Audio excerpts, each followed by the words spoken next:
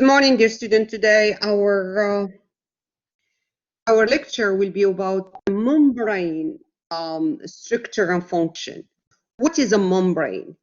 Membrane is the structure that defines a cell, as a compartment, exactly the way that the wall defined your room as is a room, right?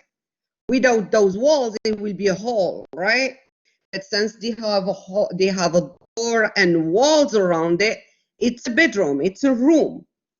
Okay, so this is what is the membrane. Membrane defines the cell as compartment. The most abundant molecules in the plasma membrane. You can tell me what is the most you are seeing.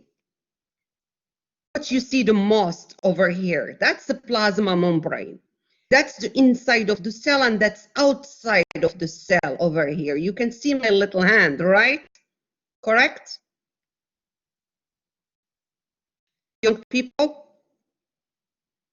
are you seeing my little hand over here? Hello? Yes. Okay, so this is the inside and this is the outside. And this is the B layer of the membrane. You see that? This is one layer and this is the second layer. It's a B layer. This is a B layer.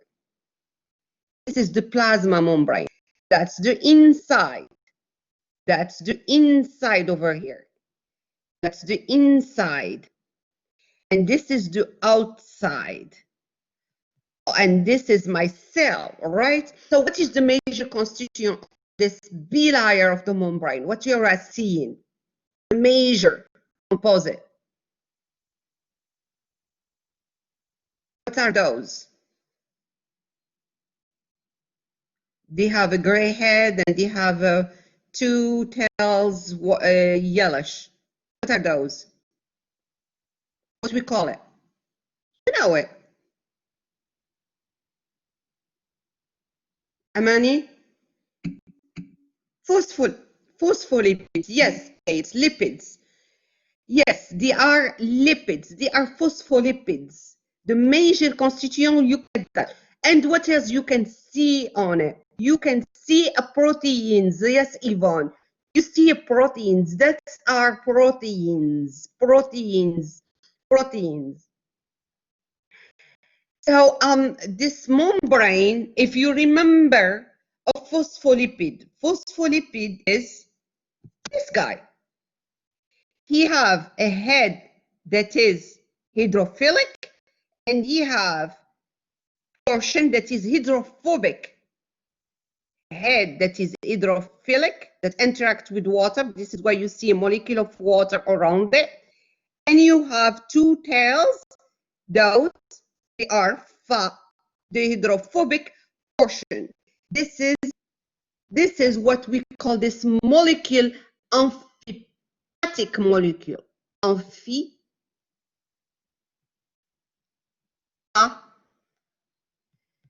What's mean amphipatic? It's a molecule that has two sides.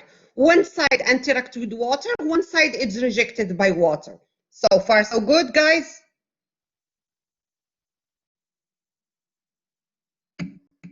Cool. So the membrane, I go back to my structure of the membrane, it's an amphipatic membrane. Why? Because this, remember, 90% of the cell is, you know it, water. It's fluid over here, fluid over here, right? So it's also an amphipatic membrane because you have a side that interacts with water, this side. What's about this side, guys? We put it in black. This side over here. What about it? This is where your fatty acids are. You remember the tail. Remember those, right?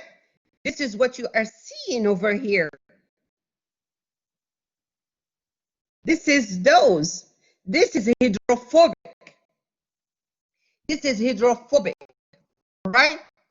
So the molecule, therefore, the membrane, therefore, it's an emphatic membrane. That means you have side that interact with water and side that does not interact with water, because it's made of phospholipid, and phospholipid, the major constituent, is an amphipathic molecules. To do the job, the membrane should not be solid and should not be liquid. You have to have what we call the mosaic fluid mosaic model.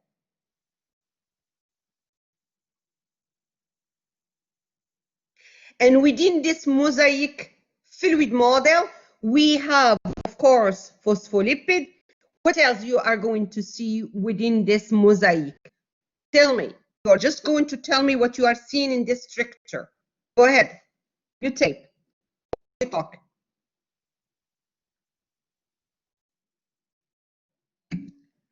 Protein with sugar. This is what we call glycoprotein. Bravo. Glycoprotein. They are proteins with sugars. Sugars are those green stuff over here. You see, those are protein with sugar. Those are glycoproteins. This is also glycoproteins over here. Sugar, lipid, exactly. Sugar and lipid, that's our, hold on. Those are glycoprotein.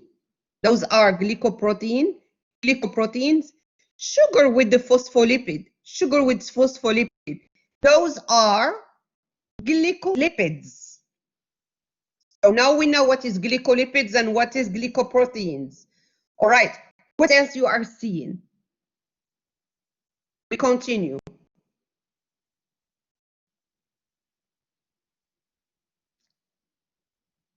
What else you are seeing in this mosaic, fluid mosaic model of the membrane? You are seeing those. What are those? Honey, I'm talking about the membrane. We're not at this at all. No. We are seeing protein. We are only here. I don't care about this part. I care only about this part. Yeah, we have what we call proteins. Some proteins span this membrane. Did you see that? How this span the membrane? They have a amino. You know what is the major constituent for the monomer proteins are amino acid. That means they have this protein, integral proteins. Yes, Amani, bravo. That's protein that span or integral proteins. They have amino acid that interact with this hydrophilic part, right? I will put it in blue. They interact with the head. Hydrophilic part, they interact with this part that have water and interact also with the fluidic part of the cytoplasm. So this is, you have amino acid that interact this part and this part. And this part, which is the middle of this integral protein, I put it in black, must be amino acids that are interacting with the fat. Therefore, they are not going to be polar amino acid. They are going to be hydrophobic amino acid. Be able to not be rejected by this big sandwich of fatty acid that make this mosaic, fluid mosaic model. Okay? What else you are seeing? Those. What are those? Peripheral proteins. Peripheral protein in some side. To be honest, until now, we don't really know what are the major. I know what is the major for each of those, except the peripheral protein. We don't really know for sure what is their job. But I know this. If we knock them down, we take them out from the membrane, this fluid mosaic model of the membrane will not work correctly. All right? The fact that membrane the major constituent is this fatty, this phospholipid, sorry, that have a head that is hydrophilic.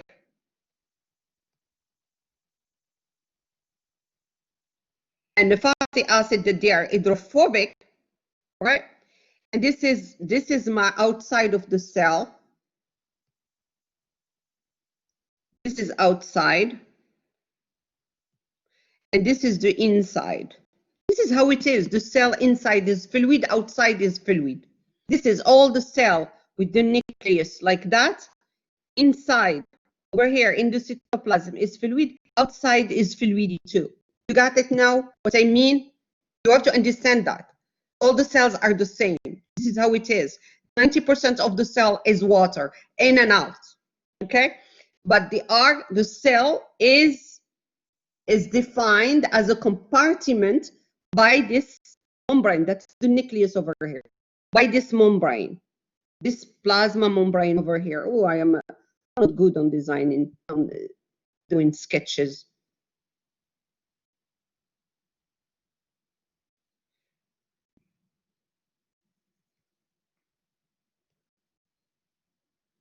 And this is the nucleus over here, right? So this is what is it? This is the membrane over here. And this is the inside, and this is the outside. Okay? So now we have the localization, what I am talking inside and outside. Inside of the cell is watery, outside of the cell is watery. And the cell is surrounded by this plasma membrane. The fact that the membrane, the major constituent, are amphipotic molecule, right? It make the membrane very selective. It will not let molecule that they are polar coming in and out easy. They will not.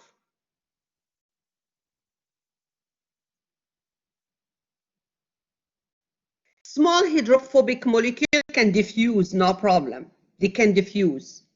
But even small polar molecule, they can't.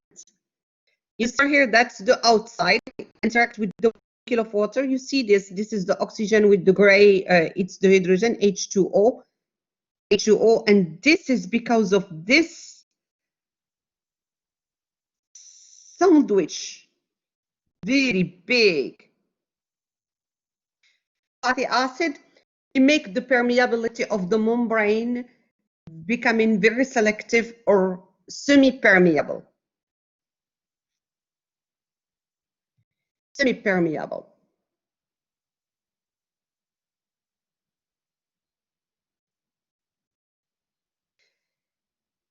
So the plasma membrane plays a role as a structure for this fluid movement, and also as a function because it becomes very selective, does not let any molecule going in and out easy.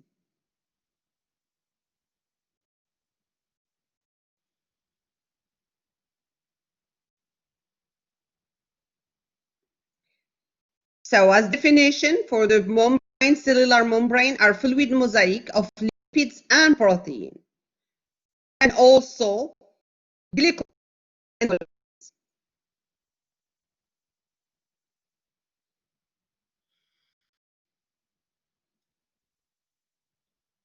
So far so good, guys?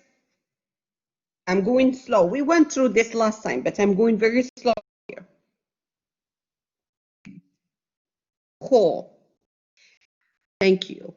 So I want you now to tell me, before I move on to the next, I want you to tell me what else you are seeing in this fluid mosaic structures of the membrane. What else you're seeing? What is that?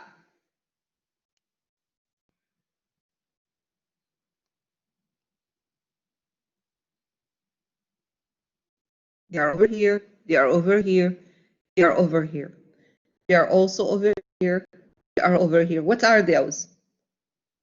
Cholesterols, exactly. Here's the thing. Anything that happens for a reason. Oh my God. What I'm going to say is very pretty. The major constituent of the membrane are lipids, all right? When we know that lipid, when the temperature is very hot, they are going to melt, right? Fast. And when the temperature is going down, they are going to be solid, right? Okay, we don't want that. We don't want that in our membrane of the cell.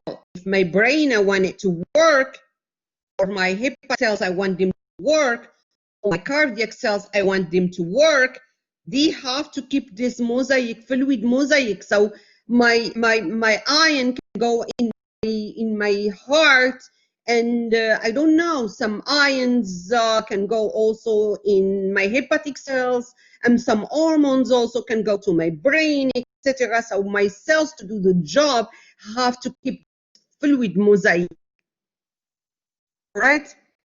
So this is very important, those cholesterol. Those cholesterol play a role as, you know what is mean, buffer. For example, the bicarbonate in our blood cells is buffering the pH of our blood. We eat, for example, we drink so many acid things, like we eat tomato, we eat lemon juice, we drink it, and or we drink some things that they are basic, such as this milk magnesium, for example, and does not mean my pH of the blood will change. It will not change because I have buffer. Buffer is a solution or a molecule that can move when it's very acid to making it going down, when it's very basic to making it also going down. So I can reach all the time my pH of the blood, which is between 7.4 and 738. And the lemon the pH for the lemon is very it's around 2, for example. That's not mean when I eat something acidic, my blood become acidic, or when I eat something basic, my blood become basic. I have this buffer solution that buffer that make sure that my pH of the blood never change. Where here, it's not a molecule. I'm not dealing with the molecule. I'm dealing with the structure, which is a membrane. And this membrane has to keep this fluid mosaic, have to keep this harmony. They have to stay not liquid, not viscous, and not solid. You have to stay like mosaic fluid. And to keep that, and because the major constituents are fat, are lipids, when the temperature is very high, I mean, my cholesterol makes sure that my membrane is not going to melt. And when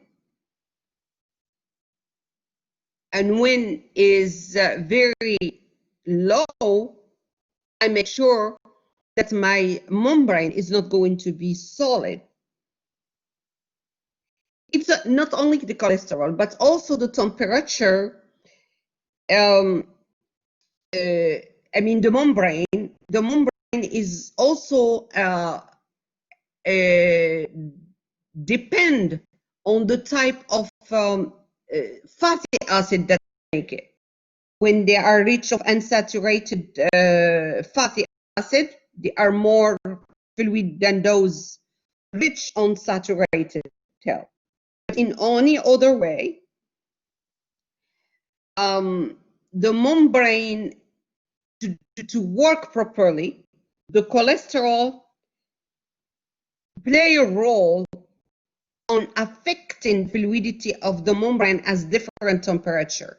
At warm temperature, the cholesterol retain the movement of the phospholipid, especially if it's saturated fatty acid. And at cold temperature, it maintains the fluidity by preventing the tight packing, especially if the membrane is unsaturated.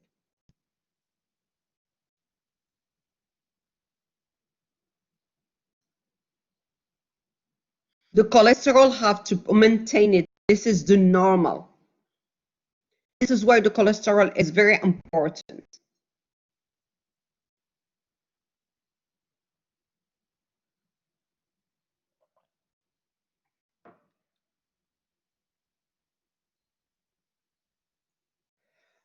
Another thing, I see it here as a slide, is the movement. Those phospholipid move. I'm sorry, they have some, you corrected. That's the movement of phospholipid. The phospholipid, if you look at it, can switch from one side to another side. This is once a month. And they can flip by the lateral movement. And this happened 10 power 7 times a second. Like what I am talking to you right now, I don't know how many my phospholipid. And this will keep them. We don't really know why, but it's keep the membrane working. It's like they are doing jogging, they are doing sports. It's funny. They move laterally, but they move more often laterally than flipping from one side to another side. And all this, it's just to keep the fluid, the membrane, keep working. So the cholesterol, keep the fluidity of the membrane, and also the fact that the phospholipid flip laterally, and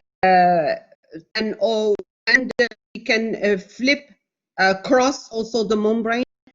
All this is just to keep the fluidity, the mosaic fluidity model of the membrane. All right. So far, so good, guys. The protein that we have, if you remember, we have peripheral proteins that are bound at the surface on one side of the membrane, and we have integral proteins. Those integral proteins, they span the, let me show you this, the picture.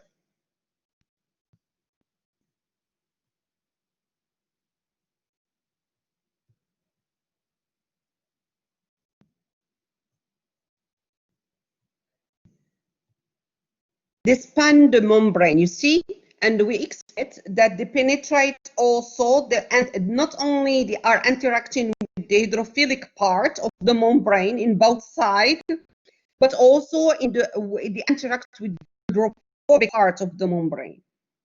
All right, and the way they are those proteins, they are they are like the N terminal and the C terminal. I mean, this is the hydrophilic part. It's the N terminal and the C terminal. The C terminal always go to the cytoplasmic side.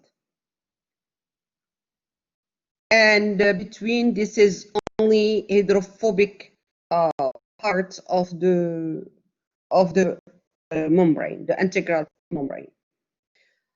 Just I want to let you know that the N, you remember protein go from N to C, that's the orientation, N terminal, C terminal, because the amino acid have an amino group and you have an acidic group. This is where the acidic group is, and this is where the amino group is. The one that they are not interacting in peptide bandage. Yeah. Okay. What is the function for those proteins that they are there? Well, there are 6 major functions for the proteins. They can play a role as transport. They can play a role as enzymatic activity. They can play a role as a signal-signal transduction. You see, they are either transporting. They can transport like channels, bringing some dye. You see, they are going down the gradient of concentrations. I just noticed here that they go from down gradient concentration from highly concentrated to lower concentrated. Here we notice some ATP. What is ATP, guys? It's the energy. It's the currency that the cell uses. You see the difference between this and this? Oh, use your brain. Tell me. This counts the number of dyes. Tell me. How many you see here? A lot outside. You see a less inside, right? And it's move against the gradient of concentration. You see, you go from low to high. You go from low to high, correct? Guys, yes. And this one, we're going to come back to this one. And this one, you go from high to low, right? High to low. This is down gradient of concentration. That's a passive movement. And this is an active movement because I use energy. Because you go from low to high. High doesn't need it. It's high, but he keep getting more. Go from low to high. This needs energy. So we play a role also.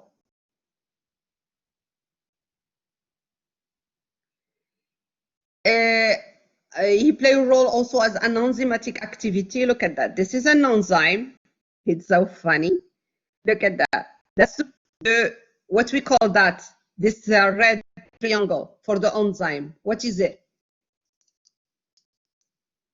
When some substance interact with the enzyme, what we call this substance? Hello, chapter 4, metabolism.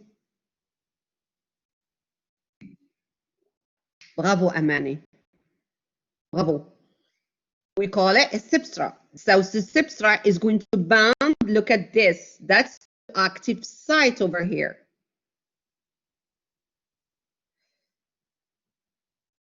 That's the active site. It's going to band to the active site, right? And he's going to give a product. When he band, he give a product, right? And the product is going also to bound to another enzyme over here to give another product. So the product for this enzyme becomes the substrate for this enzyme to give a final product.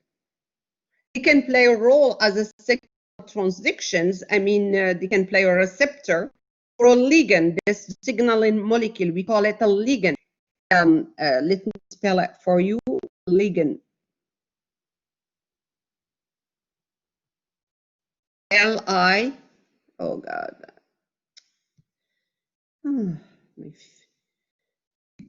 Yes, thank you. Ligand. So the signaling molecule is a ligand. My hands are far to write that. All right. So they are going to bind to this protein that is a receptor. It's not the signaling molecule, the ligand that will go inside.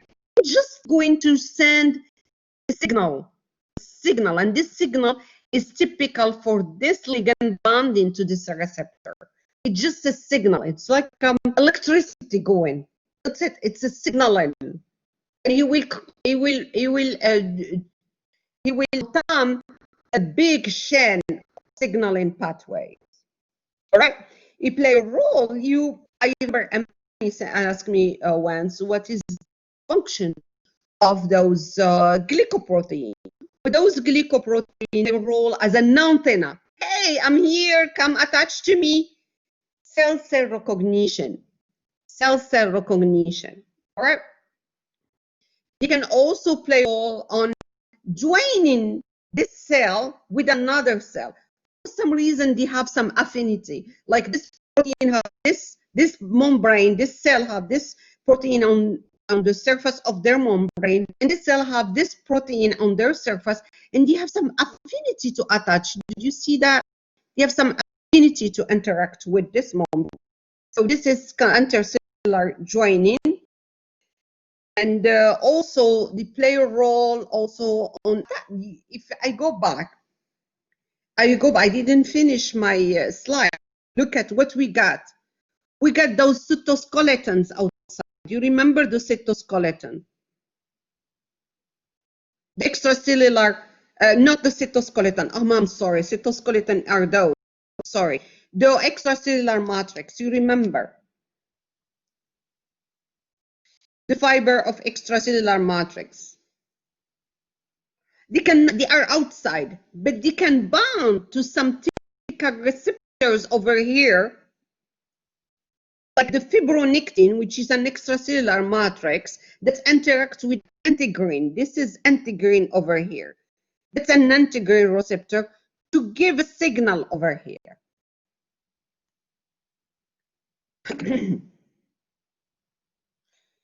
Exactly, we're going to see it right now. And this have to do with not the extracellular matrix, have to do with glycoprotein for HEV.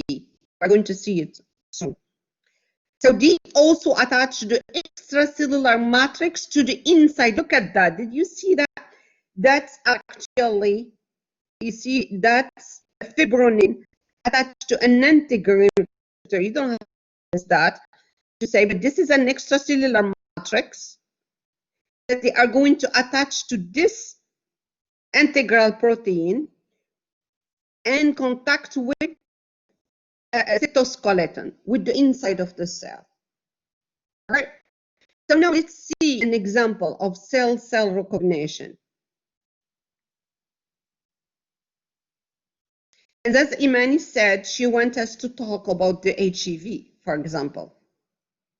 The cell-cell recognition, the way it's worked, the cell recognize each other by bending to the surface of a molecule. This is how they recognize. I mean, this cell will recognize another cells by the antenna that is on their surface. All right, and it's some chemotactism, some chemical that will attract the other cell. So anyway, it's bent to the surface molecule, often containing carbohydrate and on it. Often they are glycoproteins or glycolipids.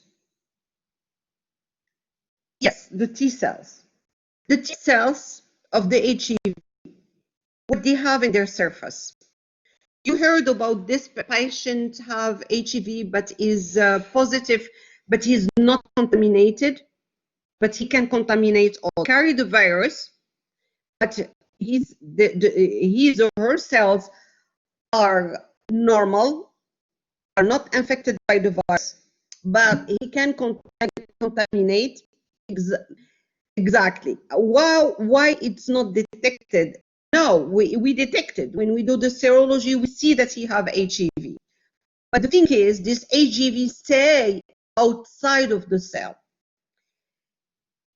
And then we got crazy when the HEV came in the 80s. We don't really know, like we are crazy now about the coronavirus. We don't really know a lot of things about the coronavirus. And hopefully when we have the whole season of this virus, it starts in December. By December, this year, 2020, we will know more because we finished 12 months. We know more about a lot about this coronavirus. So the HEV, when it came the same, then they have a researcher that realized that the T cells, as Manny keeps saying, the T cells have receptors on the top of them. Those receptors, this is what we call CCR5 and CD4 receptors, which are actually a glycoproteins. Both of them are. When they are both in the cell, the virus will have to recognize both receptors. The cell gets infected. If only CD4 is present, because this is immunity, it will be expressed by the T cells, the virus cannot go inside and hijack the cell. Okay? So now, remember that this is the structures and how it's work. The function of the membrane, you understand that this is very selective. The membrane, because of the fact that this is a bilayer, and it will not let are selectively, they will allow some molecule to come in and out, so they will regulate the cell's trafficking molecules. Small hydrophobic, non-polar hydrophobic molecules, such as hydrocarbons, can dissolve, no problem. Even if the one part is a polar, they can dissolve. Because if you look at the mosaic of the membrane, you can see that the biggest part, the huge part of it, is the fatty acid. It's bigger than the polar part. So when it's a molecule that is non-polar, hydrophobic, it can dissolve, no problem. And dissolve into the lipid layer. The polar molecule, even if it's small, they can't. They cannot cross the membrane. They need a transporter. And the protein transporter allows the passage of hydrophilic substance across the membrane. They can use them as a shuttle, as a bus. Some of those transporter protein, we call them channels proteins. And some of the channels, you know, a simple molecule of water cannot cross the membrane. Some of those channels, molecules, we call them to facilitate the transport of water, that is going to be called osmosis. It's aquaporin. So osmosis happen. It's the transport of the water across the membrane through a protein transporter. And this protein transporter, we call it aquaporin.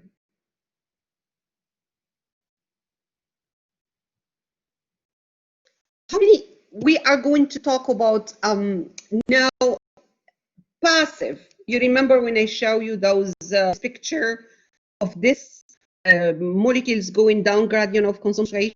And I told you that it doesn't necessitate energy. All right, let me show it to you again. Where is it? Those all what you are seeing here, purple, those are transporter protein. This is transporter protein. This is a channel, like aquaporin. And this is a protein that came in, pick up, and change completely, you know, to transport it outside. We'll switch, we are going to see it. And this is an active transporter. So what I want to show you here, the passive transporter that doesn't necessitate this big path of ATP, doesn't necessitate any energy. That's what we call passive transporter.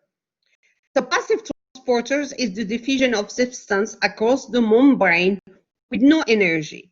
And the way it's work, it's like when what is diffusion? Diffusion is the tendency of the molecule to spread out evenly into an available space.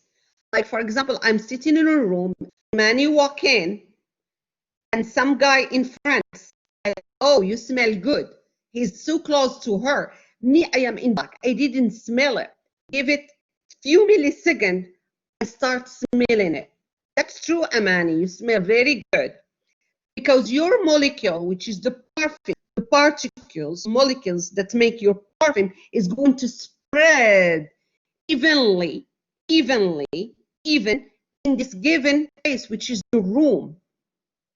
In the end, everybody, all the room will smell only your perfume. Understand now what is diffusion? And the diffusion, I mean, of those particles is directional. He follows only one direction. In the beginning, he can be like, oh, where I go. But in the end, he follows only one direction.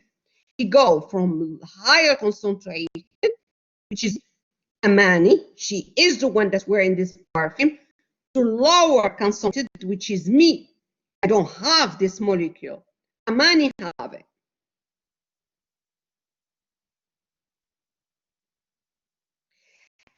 At the end, this particle, which is the perfume that Amani is wearing, is going to spread evenly in all the room. We reach what we call dynamic equilibrium.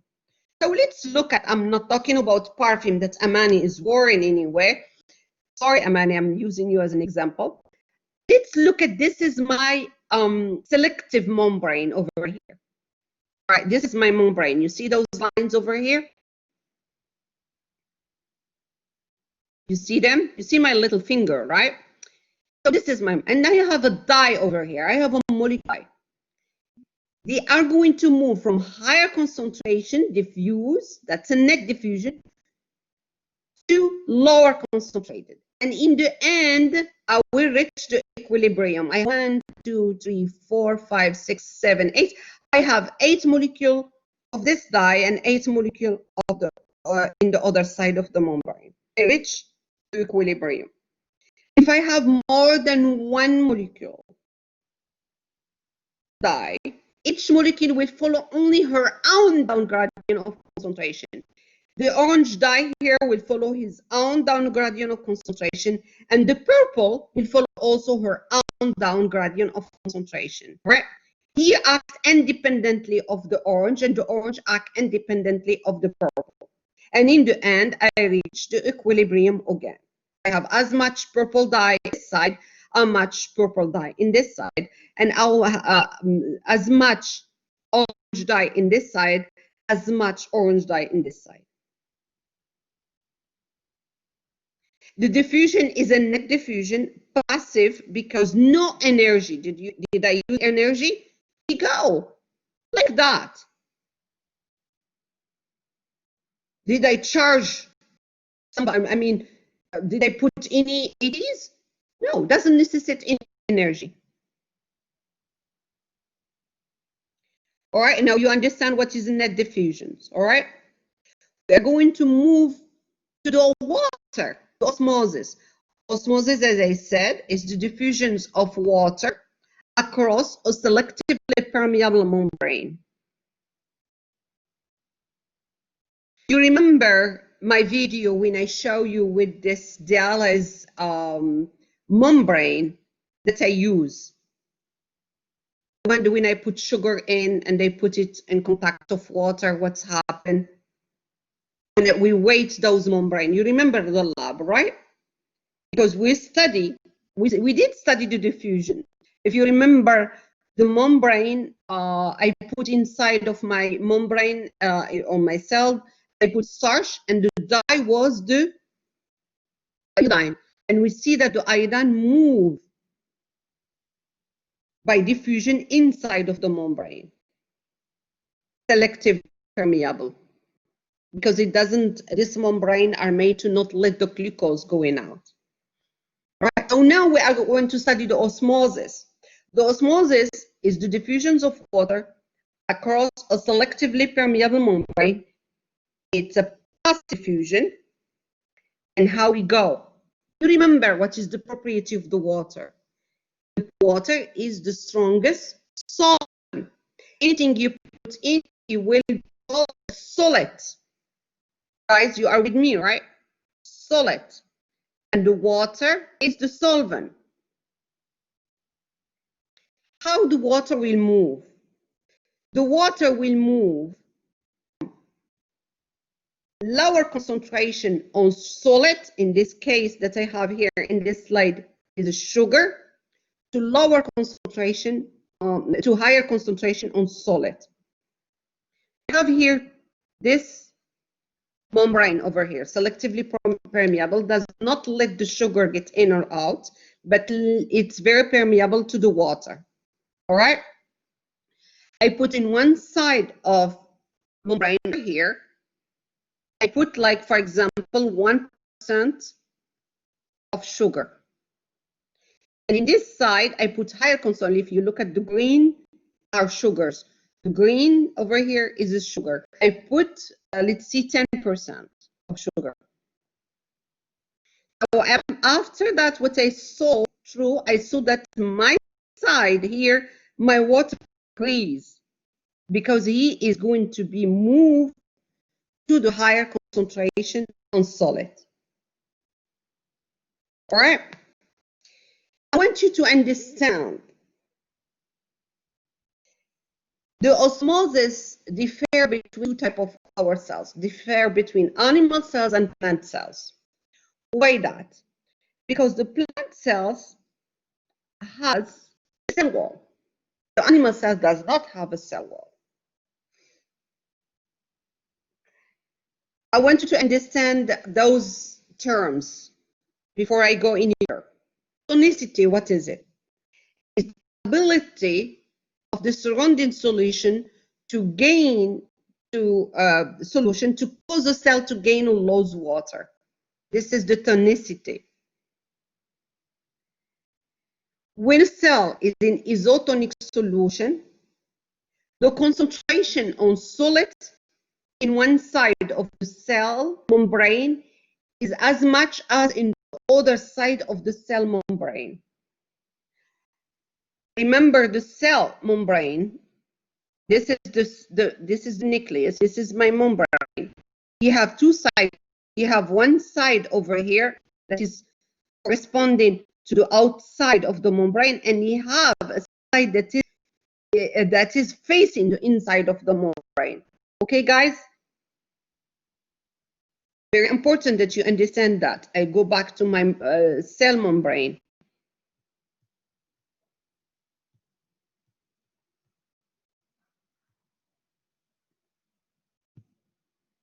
The cell membrane have a side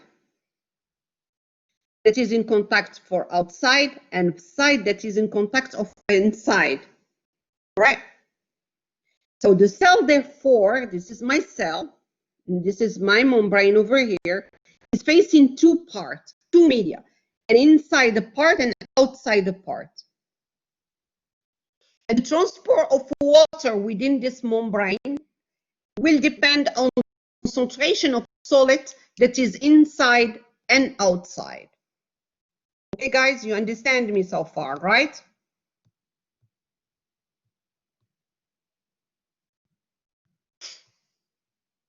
Okay, good.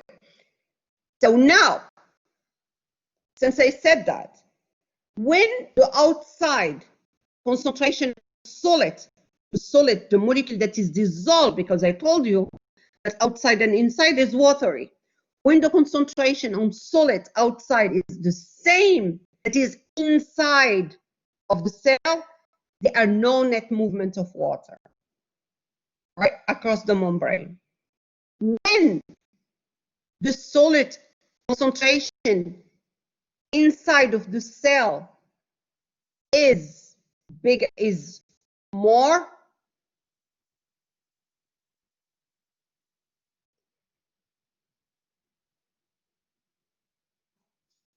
the cell will gain water.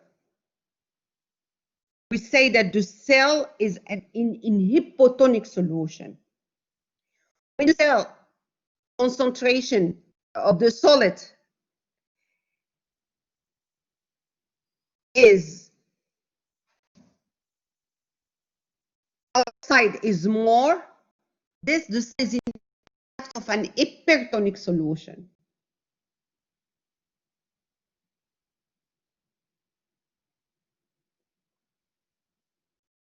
I show you this via an animal cell.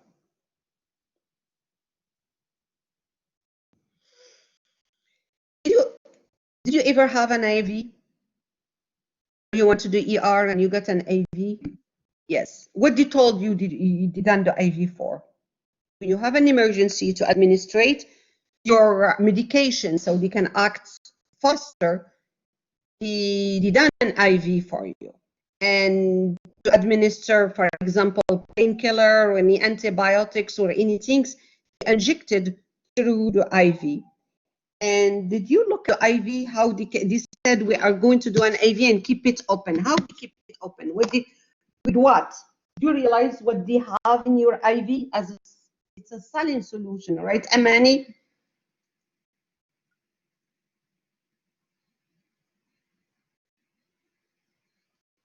You realize what they have in your IV, it's normal saline solution. I know you never notice. It's a saline solutions. You never notice. But this saline solution, did you ever test your blood or your baby blood when he fall down? It's a little salted, right? The blood is a little salted. You have 0.9% of NaCl on it. You have 0.9% NaCl.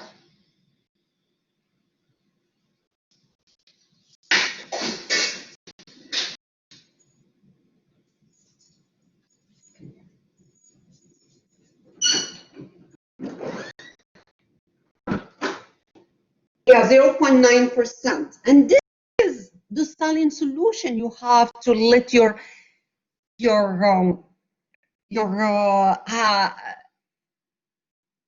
keep your vessels open so they can inject whatever medications you have to in. You know who is Agatha Christie? Agatha Christie is an English writer that writes a lot of suspense books. It has been turned in movie, like the Neil killing. I forget the name of the book. Anyway, Agatha Christie always used some scientific things in her writing.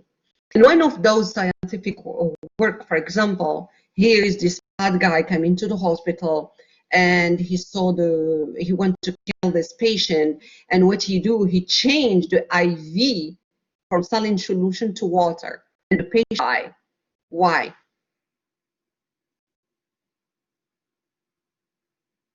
You're looking at this slide, knowing that the water will move from lower concentration on solid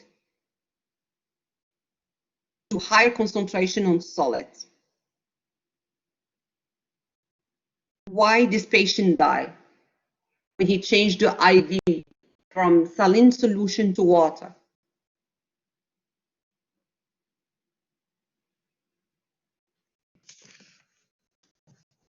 Just tell me. Just talk. You don't have to give me the right.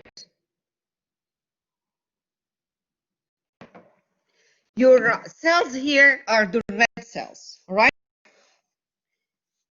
Exactly. You start. Here it is. Yeah, I like that. Your cells here is the red cells, is the red blood cells, all right? And your red blood cells, you are putting them in contact of water.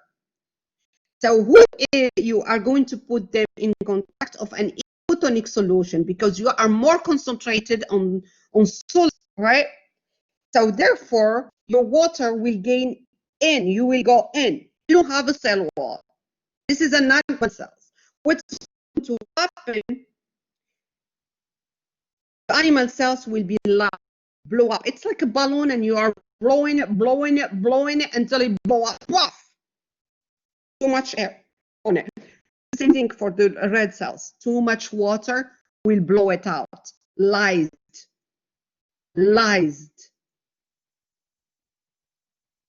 When you put an animal cells in contact of an hypotonic solution, he gain water and therefore lysed. This is why a patient die by hemorrhage, because all his red cells blow up, lysed. However, when he was in contact of the saline solution, why he does not blow up? Why do his red cells stay normal? Because the concentration of solid that is in the outside is 0.9%. The same solid concentration of saline that you have inside of your blood cells. So when you put it, this is why it's an isotonic solution. So it doesn't stay normal, right? Don't look at the plant cells. We will come back to the plant cells later. Now the opposite. You are not put in the IV. You done a mistake. The company bring you the solution. It's not 0%, 0.9%, but it's 1.9 or 1.8% as a saline solution. So you are going to put your cell that's inside of your cell. How much saline solution you have here? 0.9%. How much cells you have here? 0.9%. The same thing. So here, inside, it's 0.9%. Outside, it's 0.9%. Here, outside, it's 0%. You don't in a saline solution, it's water. Inside, it's always 9%. So you are putting it over here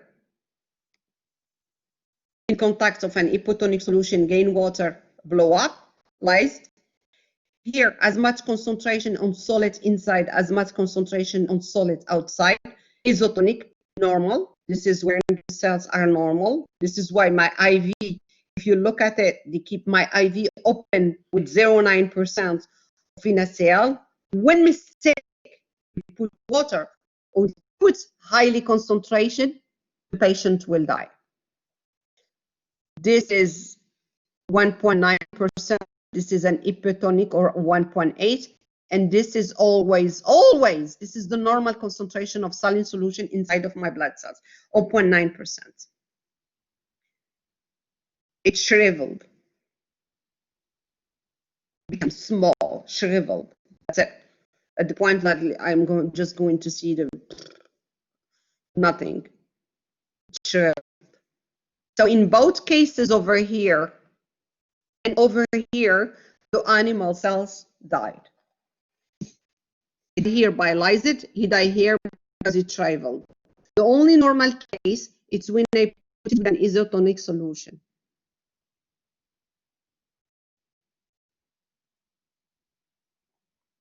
So in contact of an isotonic solution, the animal cells is normal. In contact of an hypotonic solution, the animal is because he gain water.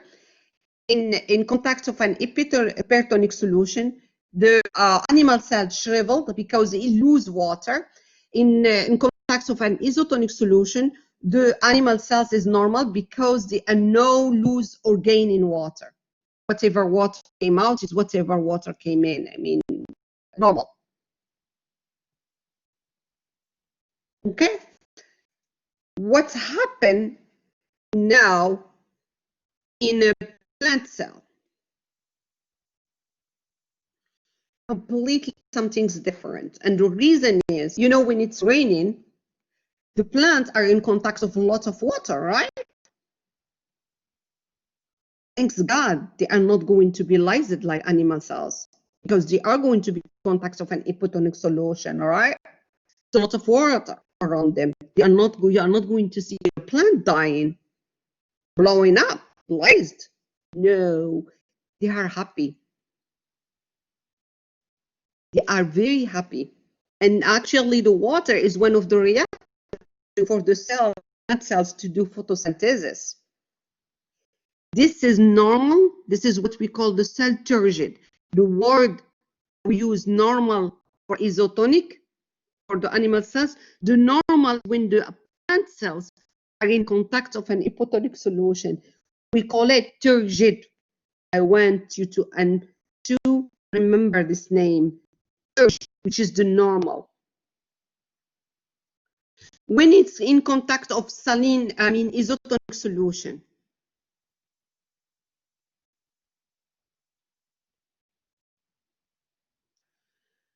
How much concentration is inside, how much concentration is outside, they don't like it. They become flaccid and eventually they end up dying. They need water to survive, to do their photosynthesis, to survive. Their vacuole, this is a big vacuole water over here. Need water, right? When they are in contact of an hypertonic solution, you are going to see the plasma membrane get detached from the cell wall, and the cell is plasmolysed. Plasmolysed.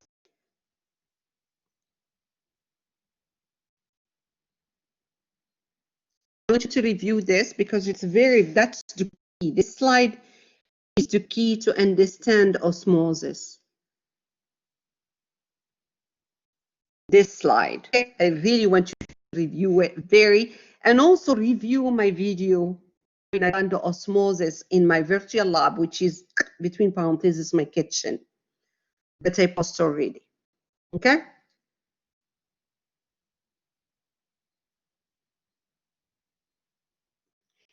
I post here a video that you can watch it later on, and we talk about the Paramecium. Paramecium is a little protist animal that have a vacuole, contractile vacuum, and he is in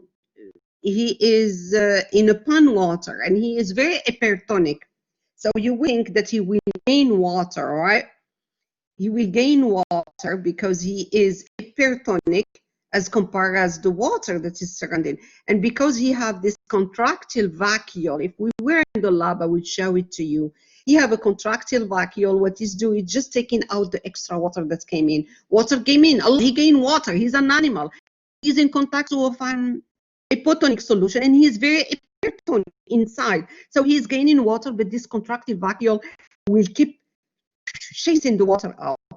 If you want to kill this Paramecium, all what you have to do, make a hole in this contractile vacuole. You destroy the vacuole, you destroy the Paramecium. It's very ciliated protist. If you see a lot of cells over here. So the cell wall for the plant cells, therefore, protect the plant cells from the uptake of water. All right.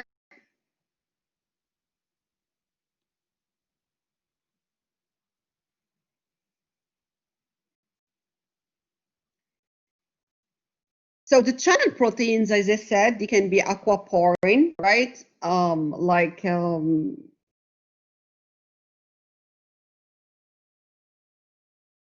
Right?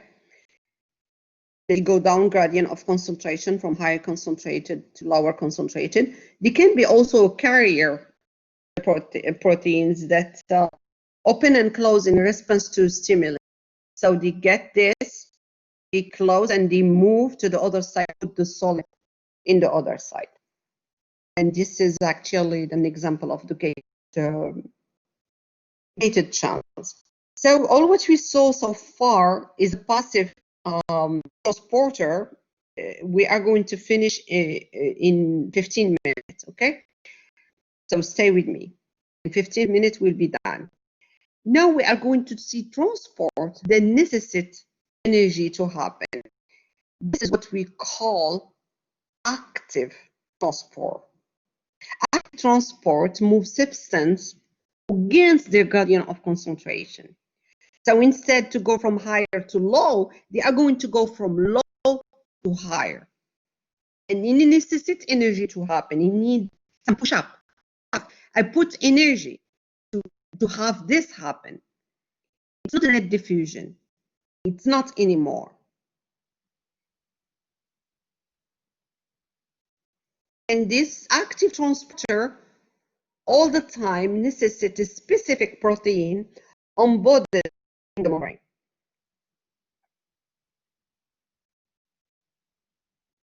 And this active transporter allows the cell to maintain concentration of gradient that differ from their surrounding. The best example that we are going to talk about is the sodium pump. Sodium potassium is one type of transporter, active transporter system. You know how, and this is very a transporter, and I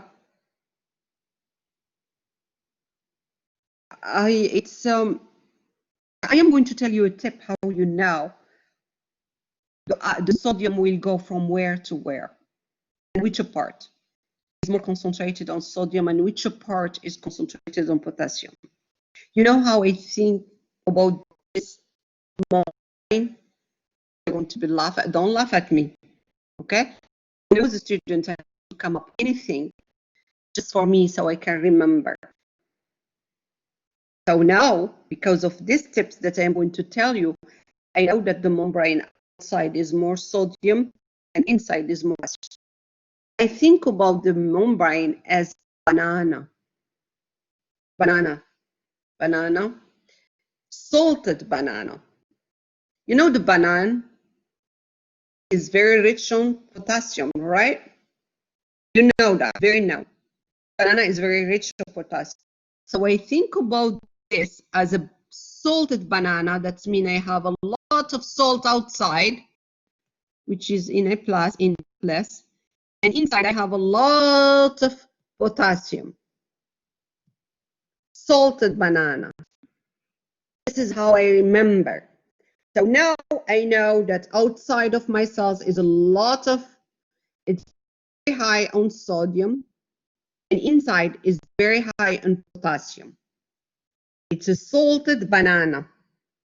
Okay, you will never forget.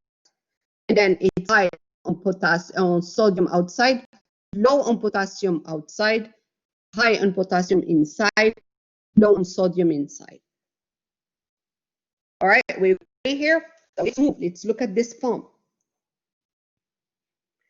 This is my pump. So I have the sodium. Look at it. Stimulus is received by the cell. I need some sodium coming out. And I need, and especially within the potential action of the membrane. When they receive like neuromuscular, you're going to see this pump on 2401, 2402, in any biology. You are going to see this pump. But I promise to you, once you know this, all the time remember Dr. Carver told you, salted banana, you will win. That means I have more sodium outside and more potassium inside. Less potassium outside and less sodium inside. It's a salted banana. Okay? So this pump receiving a stimulus is a charge to transport 3 sodium. Look at that.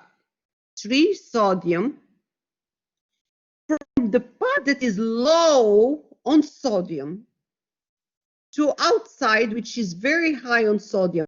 So this is against the gradient of concentration. So therefore, energy is needed. And once he's there, he will give energy, he will ATP catalyze, releasing ADP, adenosine diphosphate, and this transporter protein gets phosphorylated. As soon as this protein transporter gets phosphorylated, what's going to happen? Very funny. He will change the direction. He gets phosphorylated, he open outside. Hey, go, you want your 3 sodium? Hey, RD. He got excited by this phosphorylation. He got phosphorylated. From where this inorganic phosphate came? From the ATP, because ATP got hydrolyzed. If you remember, ATP got hydrolyzed when I add molecule of water to ADP plus inorganic phosphate. And this is this inorganic phosphate that will phosphorylate this transporter pump, right? And you will open outside. So the sodium not only came from low concentration to high concentrated, change the configuration. Did you notice that, right? Okay, and then once he changed the configuration, he will be very sensitive to potassium. And look at the potassium also. The potassium came from low to high. He's coming from low to high. It's still phosphorylated. You still have energy on it. Once the potassium is bound to it, look at what's going to happen. He gets phosphorylated. He loses the phosphate. He loses the phosphate, and then he changes. He becomes as he was before because he's no longer phosphorylated. And to change him, become this protein transporter became exactly how it was in previous position. He returned. And once he returned, he released 2 ions of potassium. So it's always 3 versus. I want you to review this pump. As I said, this pump, you are going to see it in 2401 and 2402 a lot, especially when you study the potential actions and the NMG, neuromuscular junction. Very beautiful. I really, really suggest that you listen to this video again, and I promise you that you are going to be an expert in understanding active transport. All right, so let's summarize what we have here. When the transport is not needed, and the molecule diffuse from high concentrated and low concentrated, what we call that net diffusion. Net mean I don't need a transporter. When we have passivated transporter, is passivated diffusions. Both of those are passive transporters because in all the cases, we go down gradient of concentration from high to low, high to low. Transport is there or not there.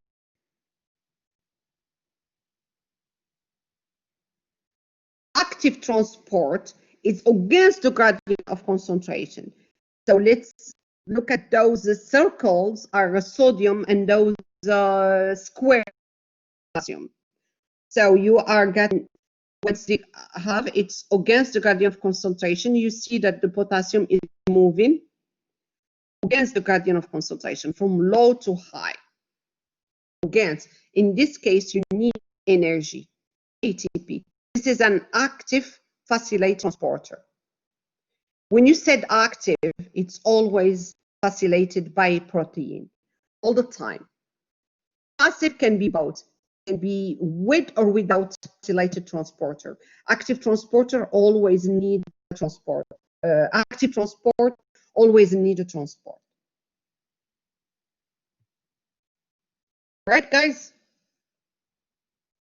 So, small molecules and water enter and leave the cell through the bilayer via a transporter. Proteins can either diffuse. What about large molecules, such as a polysaccharide, the protein? Well, it cross the membrane too, right? It cross the membrane through what we call cross the membrane in bulk via vesicles, and those bulk transports require energy. All right. So we have we will talk about transporter across the plasma membrane. They are happening by exocytosis and endocytosis. I love to show things via pictures.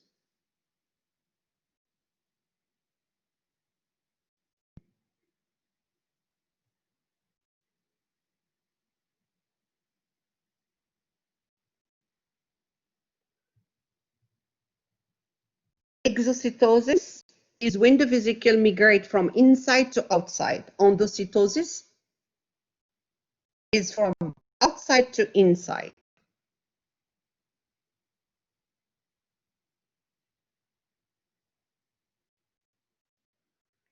We have three types of endocytosis. We have phagocytosis, as you are seeing here, pinocytosis, and receptor-mediated endocytosis. In phagocytosis, like here what we are seeing, let me bring my little hand. This is a phagocytosis. Okay. The cell engulfs particles and make it as a vacuole. And this vacuole fused with the lysosome, you remember, this is an hydrolytic enzymes over there, to digest this food particle.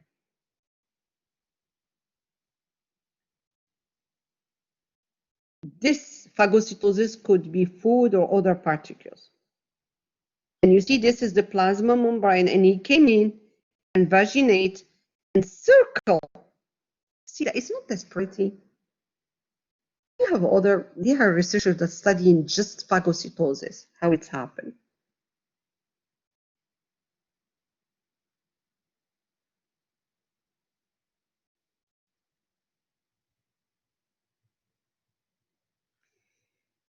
This is for food, I mean hard particles. When it's liquidy.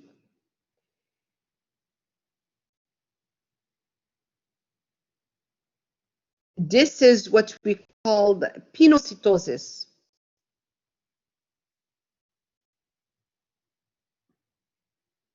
Pinocytosis, this is cellular eating, this is cellular drinking. This is eating, this is drinking over here. Because of the type of the molecule that they are going to go inside by endocytosis. This is small molecules that are taken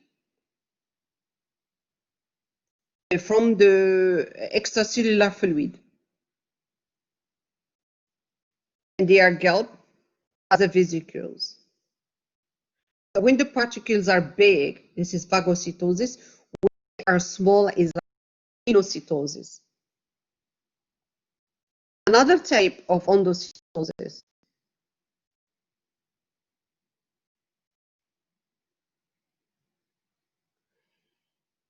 is what we call a receptor-mediated endocytosis. It's very funny. I studied that. I studied that during my what we call high diploma. We don't have this in United States. I studied that in France. I spent a year studying receptor-mediated endocytosis. Ligand. You see that this is the receptors, those red stuff over here that you're seeing. This is the receptors. Those receptors are going to attach to this part of the plasma membrane. And these are not attached on any part. They are attached on a plasma membrane, and those are ligand that will attach to it.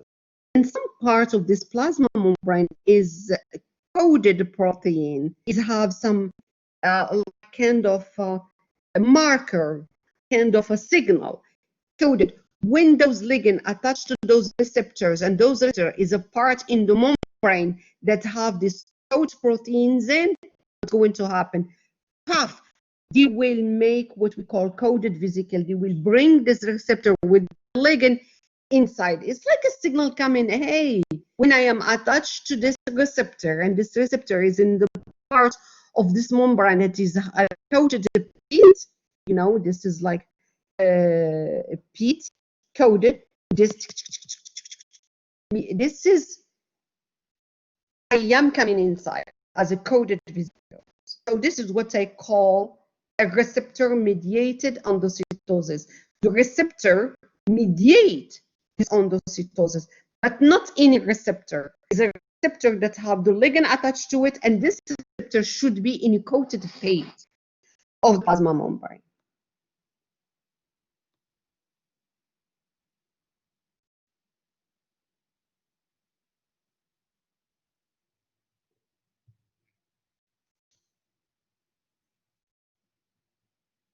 This is an example that we cite here of an amoeba. You see, this is an amoeba cells. This is an electronic microscopy showing engulfing bacterium, big bacteria. Completely. Look at the amoeba, how he get the bacteria inside. This is cytosis. He opened, this is an amoeba cell. He opened and engulfed bacterium inside. And he used the bacteria as a food for him. Pinocytosis, vesicle forming in a cell lining of small blood vessels. It's drinking. This is small blood cells. They are drinking. Coded. That's the coded proteins. And look at that. They are coming ligand. This is some receptors over here. They came in with the ligand. As soon as the ligand attached to those receptors that they are in this coded part with the plasma membrane, they make a vesicle, coded the vesicles. And the ligand, you know, whatever signal you have to do for the cells. All right. And that's end up our chapter for today. It's beautiful. It's very rich on information. I want you to spend your weekend reading it. Write down any questions, contact me. All right. I will see you for the next chapter, which is going to be the cellular respiration and then photosynthesis.